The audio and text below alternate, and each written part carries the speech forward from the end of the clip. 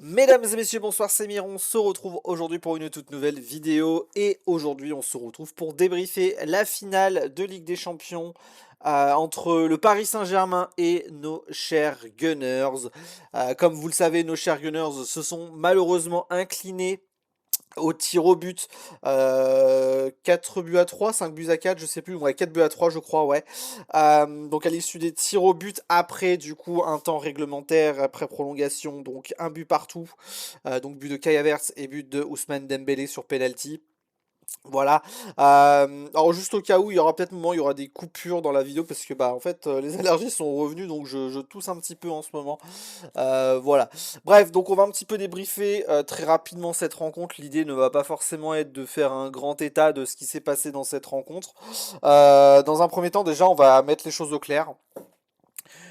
Toutes mes félicitations au Paris Saint-Germain. Je pense très honnêtement et très sincèrement que la meilleure équipe a gagné cette Ligue des Champions.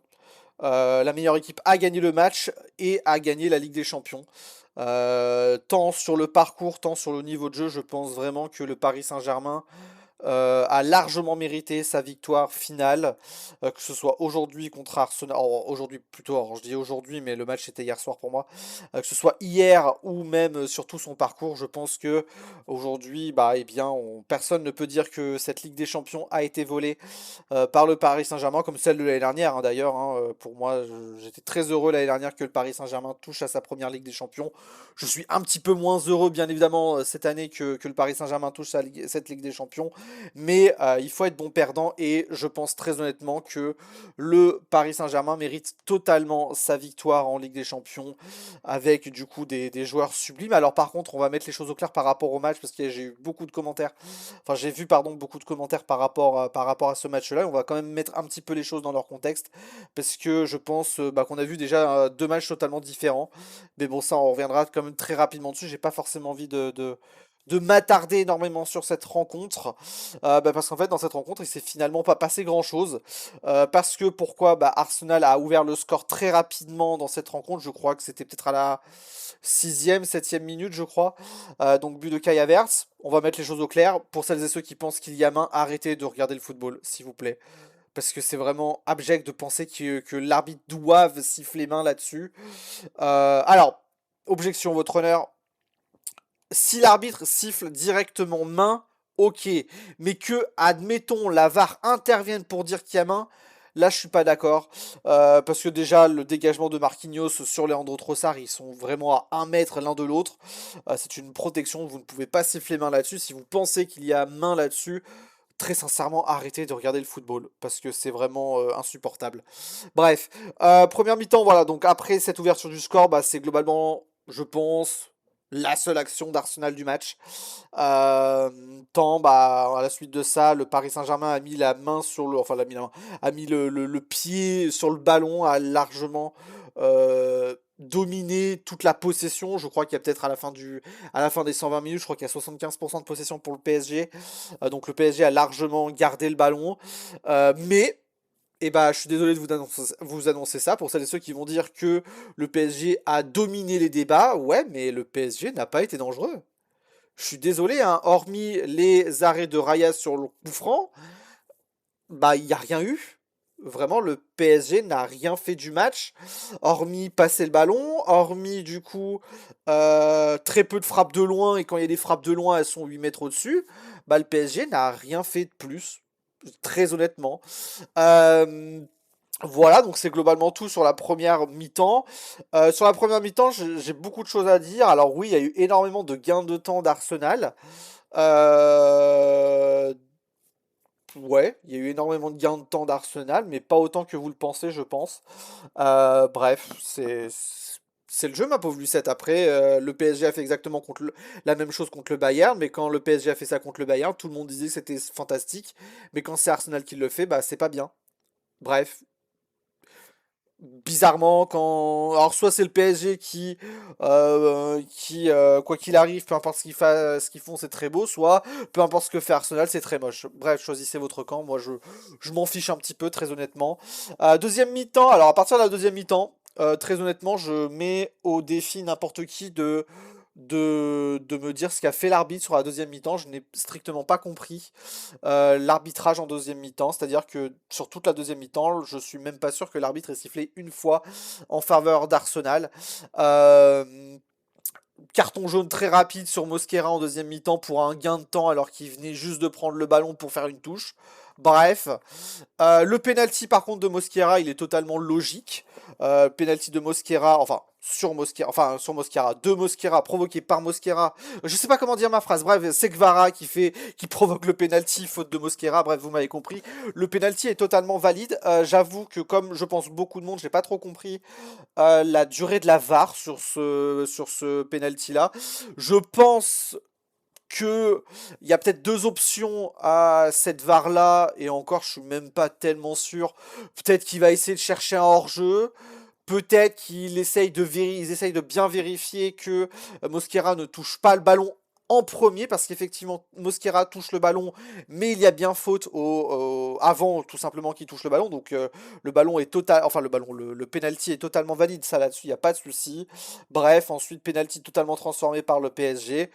Et puis là aussi, c'est tout, hein, je suis désolé, c'est tout ce qui a provoqué le PSG sur cette deuxième mi-temps, puisqu'à partir de là, bah, sur la deuxième mi-temps, après tout ça, alors effectivement, Arsenal c'est un petit peu plus ouvert, et les seules occasions finalement du PSG, c'est des contre-attaques de Barcola, et Barcola qui ne marque pas.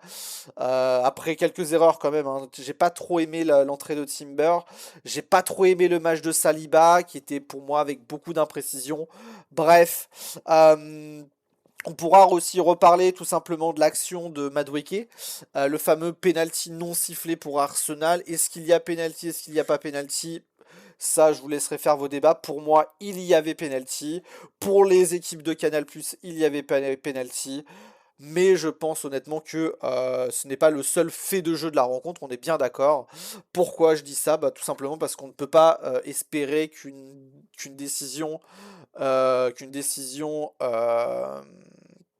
scelle ouais, si on va dire ça, scelle tout simplement le score final. Voilà. Mais bon, il y a eu beaucoup de choses dans ce match-là que j'ai pas forcément aimé. Le niveau de jeu d'Arsenal, hein, je j'ai pas non plus été extrêmement fan. Effectivement, que si on prenait la victoire, que j'aurais été heureux de la prestation, puisque savoir attaquer c'est une chose, mais savoir défendre c'en est une autre. Et je suis désolé, d'un point de vue défensif, Arsenal a été parfaitement clean sur toute la rencontre. Voilà, on pourra aussi reparler à un moment donné de la cravate de Achraf Hakimi.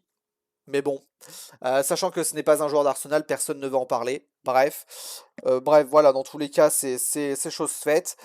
Pour moi, du coup, comme je l'ai dit, il y avait bien penalty sur Madueke. Ce que je reproche, ce n'est pas que l'arbitre ne siffle pas penalty, c'est que la VAR n'intervienne pas et ne demande pas à l'arbitre d'aller chercher le point de penalty. Mais encore une fois, ça vient avec tout simplement les demi-finales où l'arbitre avait justement pardon, arbitré le match Arsenal-Atlético de Madrid au stade de l'Atlético, au Wanda Metropolitano, justement où il y a eu, alors de ce que j'ai entendu, il y a eu, alors j'ai vu la vidéo de Tony Chaperon qui fait le débrief des demi-finales côté arbitrage, et il a dit qu'il y avait justement eu, alors je sais plus si c'était du conditionnel ou pas, mais qu'il y aurait potentiellement eu des informations et des remontrances du corps arbitral, ou en tout cas de l'UEFA, par rapport justement au fait que sur les deux demi-finales aller, l'arbitrage a eu un gros point négatif, en tout cas la VAR a eu un gros impact sur les rencontres. Là on regarde le match, il n'y a eu aucune intervention VAR, que ce soit sur la cravate d'Achraf Hakimi, que ce soit sur le potentiel penalty provoqué sur Noni Madueke. Bref, je ne comprends pas. Bref, maintenant la séance de tir au but, alors séance de tir au but qui s'est soldée par une victoire du PSG 4-3. Deux pénaltys manqués côté Arsenal, manqués en deuxième position, si je ne me trompe pas, de la part de Eze, et en cinquième position de Gabriel. Encore une fois, j'avoue ne pas trop comprendre pourquoi Gabriel a tiré en cinquième position. Alors, Mikel Arteta a précisé que bien évidemment c'était prévu que Gabriel tire en cinquième position, mais moi je ne comprends pas. À partir du moment où vous avez des joueurs comme Madueke, vous avez des joueurs comme éventuellement Zubimendi, que vous avez Gyökeres à tirer, Eze à tirer. Alors, dans les tireurs, on a eu Gyökeres en première position, je crois, Declan Rice, Eze, Martinelli. Je comprends pas pourquoi il n'y a pas un Madueke, pourquoi il n'y a pas un Zubimendi qui se jette pour tirer en cinquième position, quitte à ce que ce soit Gabriel qui rate en 6 septième position. Là, j'ai pas trop compris. D'un point de vue gardien, Safonov n'a pas arrêté de penalty. Encore une fois, je pense que c'est important de le mettre en avant. Safonov, sur le match, je suis désolé, mais il fait rien. Voilà, les commentateurs de Canal ont passé leur temps à critiquer Arsenal, mais à aucun moment ils ont critiqué le match finalement merdique d'énormément de Parisiens. On pourra en reparler très rapidement si vous voulez. Mais voilà. Safonov ne fait pas d'arrêt lors de la séance de tir au but. Alors est-ce que ces déplacements ont permis à ce que les tireurs tirent mal? Aizé, pour moi, son penalty est totalement manqué. De la même chose pour Gabriel. Dans tous les cas, pour Aizé, je vais être très honnête avec vous, j'ai toujours milité pour qu'on arrête cette connerie. La façon de tirer de Aizé, je déteste ça. Je déteste ça. Quand c'est Neymar qui l'a fait, quand c'est n'importe quel joueur, je déteste cette façon de tirer les pénaltys. Je trouve ça abject. Vitinha la tire de la même manière hein, quand il les tire d'habitude. Je n'aime pas du tout ça. Mais voilà. Euh, et après Gabriel, bon, l'envoie sur Mars, bref, penalty manqué. On va pas reprocher à un défenseur central de prendre ses coronets pour aller tirer un tir au but. Il le manque. Tant pis, c'est malheureusement. Alors j'ai vu la stat du coup. Apparemment, il en avait pas tiré depuis 2017. Depuis qu'il est en Europe, il a jamais tiré de penalty. Bref. D'un point de vue aussi maintenant, pour parler un petit peu de la rencontre, parce qu'effectivement, on va se souvenir du problème d'arrogance que les médias, que les Parisiens ont dit par rapport aux fans d'Arsenal. Je suis désolé, il n'y a eu aucune arrogance encore une fois. Hein. On a vraiment montré à quel point bah, Arsenal, c'est pas l'Inter de l'année dernière. Effectivement, on n'a pas pris 5-0 au bout d'un quart d'heure comme beaucoup le pensaient. Et encore une fois, c'est le PSG qui a galéré à pouvoir poser son jeu, à pouvoir provoquer, à pouvoir gagner ce match-là contre Arsenal, puisqu'effectivement, toujours bon de rappeler que le fameux 7 piece FC, donc la fameuse équipe qui n'est censée marquer que sur coup de pied arrêté, Arsenal n'a pas marqué sur coup de pied arrêté aujourd'hui. C'est le Paris Saint-Germain qui bénéficie d'un penalty et des tirs au but pour gagner sa deuxième Ligue des Champions. Derrière, on va bien évidemment parler des offensives du PSG. Désolé de vous annoncer ça, mais Gvara fait un match de merde hormis provoquer son penalty. Ousmane Dembélé, hormis marquer le penalty, bah il fait rien. Désiré Doué, effectivement, c'est peut-être le seul Parisien qui a essayé de provoquer des choses, mais pour l'envoyer dans la stratosphère. Bref, globalement, le match offensif du PSG, c'est le néant. Je suis désolé. Mais attention, le PSG, je le maintiens encore une fois, mérite totalement sa victoire, que ce soit sur la rencontre ou sur son parcours, bien évidemment. Bref, au niveau de l'homme du match, alors du coup, l'homme du match UEFA, je crois que ça a été Vitinha. Ça me semble parfaitement logique et mérité. Mais comme on est d'un point de vue, on est sur une chaîne Gunners, les amis, bien évidemment qu'on va pas, on va citer un petit peu notre homme du match. Euh, j'ai potentiellement deux hommes du match côté Gunners. J'en aurais même plusieurs effectivement, mais ouais, bon, bref. Homme du match côté Gunners, j'ai envie de dire que ça va très certainement être Declan Rice, bien évidemment, le joueur de la saison côté Angleterre, hein, parce que ce n'est pas Bruno Fernandes et ses 20 passes décisives sur corner qui font de lui l'homme de la saison. Euh, Ça peut se jouer entre Declan Rice, entre effectivement Gabriel et Saliba, mais aussi David Raya qui effectivement fait aussi une très belle rencontre. C'est lui qui fait un arrêt sur Nuno Mendes, effectivement. Malheureusement, on va pas se mentir que son dernier penalty contre Beraldo, il part beaucoup trop tôt. D'ailleurs, sur tous ses penalties, il part très très tôt. Bref, malheureusement pour David Raya qui aurait mérité vraiment une meilleure fin sur cette Ligue des Champions. On espère que la saison prochaine se passera tout aussi bien pour les Gunners.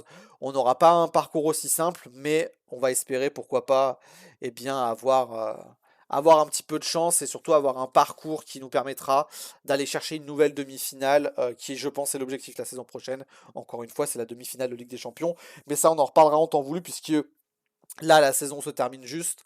On aura le temps de reparler de pas mal de choses. Il y a des choses qui vont arriver sur la chaîne. Il y a la Coupe du Monde et il y a tout ça.